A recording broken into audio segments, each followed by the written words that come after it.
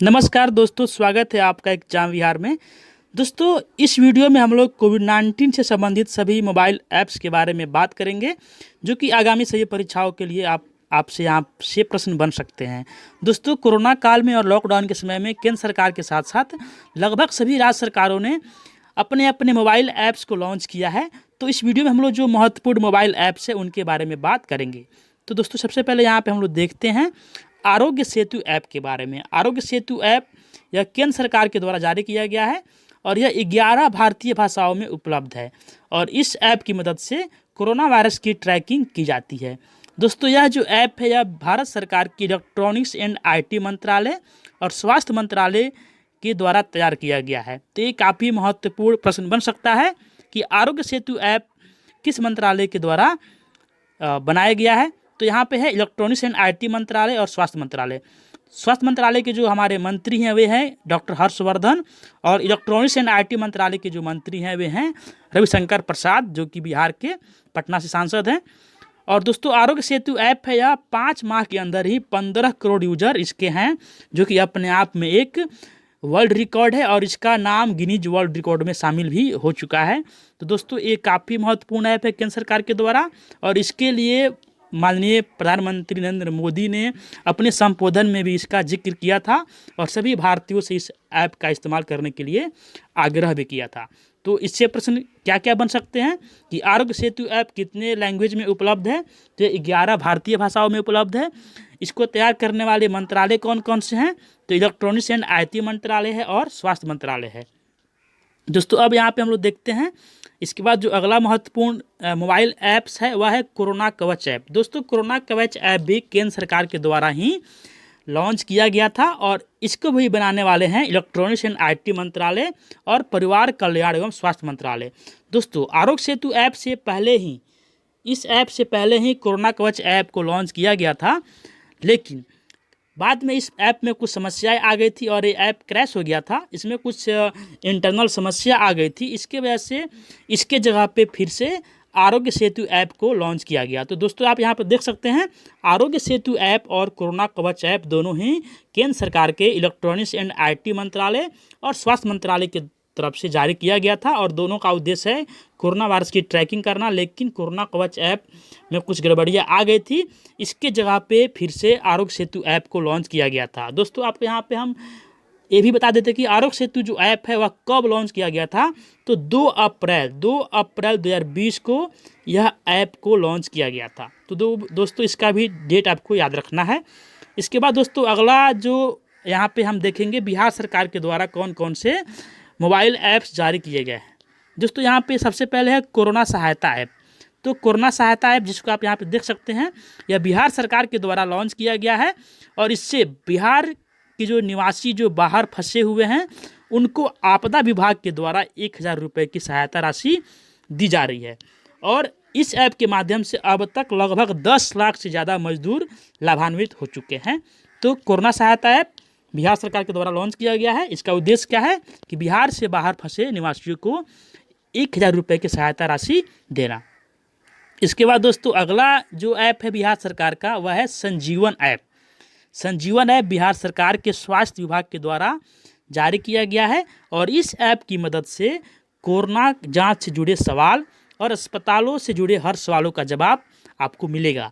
और इस ऐप में चैट की सुविधा भी उपलब्ध है और इस ऐप के माध्यम से आप चैट करके अस्पतालों में बेड की उपलब्धता और अन्य सभी सवाल आप इससे पूछ सकते हैं।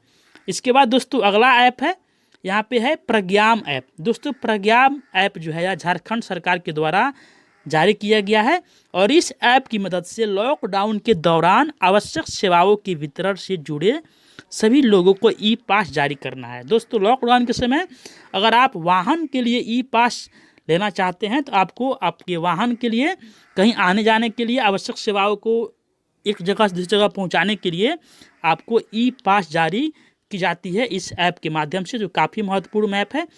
आपसे सीधा प्रश्न ये पूछेगा कि प्रज्ञाम ऐप किस सरकार के द्वारा लॉन्च किया गया है, तो झारखंड सरकार के द्वारा, और यहाँ के जो मुख्यमंत्री हैं वे हेमंत सोरेन हैं। इसके बाद दोस्तों, यहाँ पे अगर बात करें तो झारखंड के जो राज्यपाल हैं वे द्रौपदी मुर्मू हैं।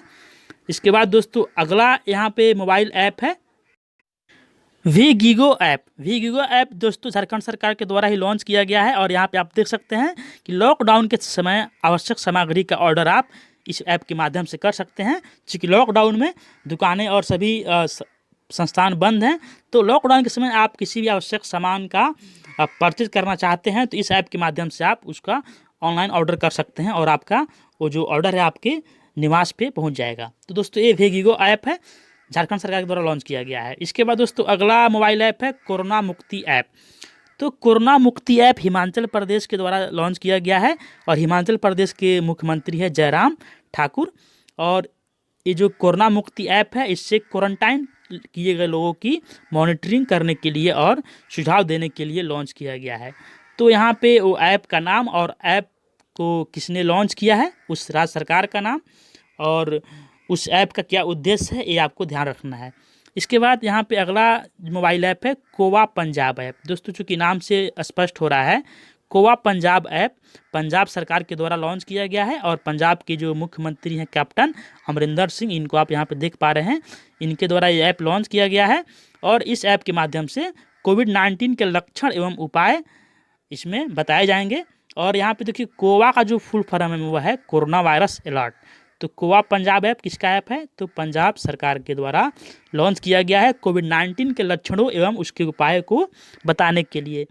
अगला मोबाइल ऐप है आयुष कवच ऐप। दोस्तों यहाँ पे उत्तर प्रदेश यानी कि योगी सरकार के द्वारा आयुष कवच ऐप को लॉन्च किया गया है और इस ऐप के माध्यम से घर बैठे यूनानी, होम्योपैथिक, आयुर्वेदिक चिकित्सकों से परामर्श लिया जा सकता है। तो ये है आपका आयुष कवच ऐप।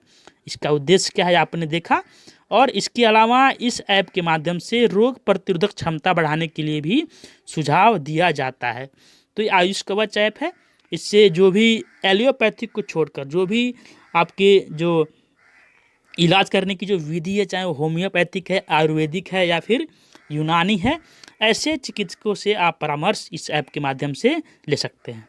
इसके बाद अगला ऐप है दिल्ली कोरोना ऐप। दोस्तों यह दिल्ली सरकार के द्वारा यानी कि अरविंद केजरीवाल सरकार के द्वारा इस ऐप को लॉन्च किया गया है और इस ऐप के माध्यम से अस्पतालों में बेड एवं वेंटिलेटर के बारे में पता किया जा सकता है। तो अस्पतालों में बेड और वेंटिलेटर की जानकारी दिल्ली कोरोना ऐप के माध्यम से प्राप्त की जा सकती है और यह दिल्ली सरकार के द्वारा लॉन्च किया गया है। अगला मोबाइल ऐप है घर घर निगरानी ऐप। दोस्तों घर घर निगरानी ऐप जो है यह भी पंजाब सरकार के द्वारा लॉन्च किया गया है। यहाँ पे आप देख सकते हैं पंजाब के मुख्यमंत्री कैप्टन अमरिंदर सिंह को। और इस ऐप के द्वारा कोविड-19 के सामाजिक फैलाव को रोकने के लिए इस ऐप के माध्यम से कार्य की जाता है। यानी कि ये घर घर निगरानी करेगा और कोविड-19 के संक्रमण को रोकने का प्रयास इस ऐप के माध्यम से किया जाता है। इसके बाद दोस्तों अगला मोबाइल ऐप है वह है कोविड फार्मा ऐप। दोस्तों कोविड फार्मा जो ऐप है यह आंध्र प्रदेश सरकार के द्वारा लॉन्च किया गया है। दोस्तों आंध्र प्रदेश के जो सीएम है वे हैं जगन मोहन रेड्डी। तो जगन मोहन रेड्डी सरकार ने अपने राज्य में कोविड फार्मा ऐप लॉन्च किया है। और इस ऐप का उद्देश्य क्या है दोस्तों, इस ऐप का उद्देश्य है कि सर्दी, खांसी, जुकाम एवं बुखार जैसे संभावित लक्षणों की दवा खरीदने वालों पर यह ऐप निगरानी करेगा। यानी कि दोस्तों राज्य में जो भी दवा की दुकानें हैं वहाँ से जो भी व्यक्ति दवा खरीदता है तो उस पर यह नज़र रखेगा यह ऐप। और इस ऐप से क्या चलेगा पता, इस ऐप से कोई भी मरीज अगर सर्दी, खांसी, जुकाम या बुखार जैसे लक्षणों का दवा खरीदता है तो उस पर निगरानी रखी जाएगी। इसके बाद दोस्तों अगला मोबाइल ऐप है corona watch app. Corona watch app यह कर्नाटक सरकार के द्वारा लॉन्च किया गया है और कर्नाटक के जो मुख्यमंत्री हैं BS येदियुरप्पा हैं। और इस ऐप के द्वारा क्वारंटाइन लोगों की निगरानी की जाएगी। तो दोस्तों कोरोना वॉच ऐप किसका है, यह कर्नाटक सरकार के द्वारा लॉन्च किया गया है। इसके बाद दोस्तों अगला मोबाइल ऐप है मो जीवन ऐप। दोस्तों मो जीवन ऐप यहाँ पे आप देख पा रहे हैं उड़ीसा के CM नवीन पटनायक को। तो मो जीवन ऐप उड़ीसा के सरकार के द्वारा लॉन्च किया गया है और इसका उद्देश्य है stay home and follow lockdown, यानी कि लॉकडाउन को फॉलो करने और घर पे रहने के लिए इस ऐप के माध्यम से आपको प्रोत्साहित किया जाएगा और इस ऐप के माध्यम से आपको लॉकडाउन का पालन करने के लिए बताया जाएगा। इसके बाद दोस्तों अगला मोबाइल ऐप है नाडी ऐप। दोस्तों यहाँ पे आप देख पा रहे हैं नाडी ऐप जो कि पांडिचेरी जो कि एक संघशासित प्रदेश है, तो पांडिचेरी सरकार के द्वारा इस नाडी ऐप को लॉन्च किया गया है। और यहाँ पे नाडी ऐप का उद्देश्य है कोरोना वायरस को ट्रैक करना, ट्रेस करना और कोविड-19 के प्रसार को रोकना। यहाँ पे आप देख सकते हैं पांडिचेरी के जो सीएम है नारायण स्वामी को आप यहाँ देख सकते हैं, और ये आपकी हैं किरण बेदी जो कि पांडिचेरी की उपराज्यपाल है। और इन दोनों में काफ़ी टकराव आप देखते होंगे। उपराज्यपाल किरण बेदी और पांडिचेरी के सीएम नारायण स्वामी में कुछ अच्छे रिश्ते नहीं बनते हैं, तो इनमें हमेशा टकराव की स्थिति बनी रहती है।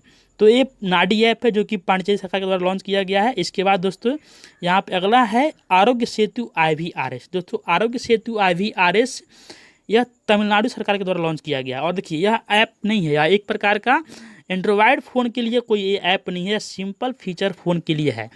यानी कि ऐसे भी कोई जिनके पास एंड्रॉयड फ़ोन उपलब्ध नहीं है, सिंपल फीचर फ़ोन है, तो उस फ़ोन में यह ऐप काम करता है, आरोग्य सेतु IVRS। और यहाँ पे IVRS का फुल फॉर्म होता है इंटरएक्टिव वॉइस रिस्पॉन्स सिस्टम, और यह तमिलनाडु सरकार के द्वारा लॉन्च किया गया है। और तमिलनाडु सरकार ने अपने राज्य में जिनके पास एंड्रॉयड फ़ोन नहीं है, सिंपल फीचर फ़ोन जो इस्तेमाल करते हैं, उनके फ़ोन में एक इमरजेंसी हेल्पलाइन नंबर दिया गया है। यहाँ पे आप देख सकते हैं 9499912345। तो इस हेल्पलाइन नंबर के माध्यम से आप कोविड-19 के बारे में जानकारी प्राप्त कर सकते हैं। और यहाँ पे आप देख रहे हैं कि तमिलनाडु के जो सीएम है वे हैं के पलानीस्वामी। तो दोस्तों ये काफ़ी महत्वपूर्ण है और ये निश्चित रूप से किसी परीक्षा में आ सकता है कि आरोग्य सेतु IVRS नामक एक लॉन्च किसने किया है, तो तमिलनाडु सरकार ने किया है, और एंड्रॉयड सपोर्टेड नहीं है, यह सिंपल फीचर फ़ोन के लिए है। इसके बाद दोस्तों अगला मोबाइल ऐप है महाकवच ऐप। महाकवच ऐप यह चूँकि महाराष्ट्र सरकार के द्वारा लॉन्च किया गया है, और इसका भी उद्देश्य है कोरोना वायरस की ट्रैकिंग और क्वारंटाइन किए गए लोगों का निगरानी करना। तो महाकवच ऐप महाराष्ट्र सरकार के द्वारा लॉन्च किया गया है। तो दोस्तों इस प्रकार आपने यहाँ पे देखा कोविड-19 से जुड़े हुए महत्वपूर्ण मोबाइल ऐप्स को। इसके अलावा और भी बहुत सारे मोबाइल ऐप्स जारी किए गए हैं जो कि उतने महत्वपूर्ण नहीं हैं, लेकिन ये जो सभी 18-20 मोबाइल ऐप्स हैं, इनसे परीक्षा में प्रश्न बनने लाजमी है। तो दोस्तों चलिए मिलते हैं अगले वीडियो में। धन्यवाद।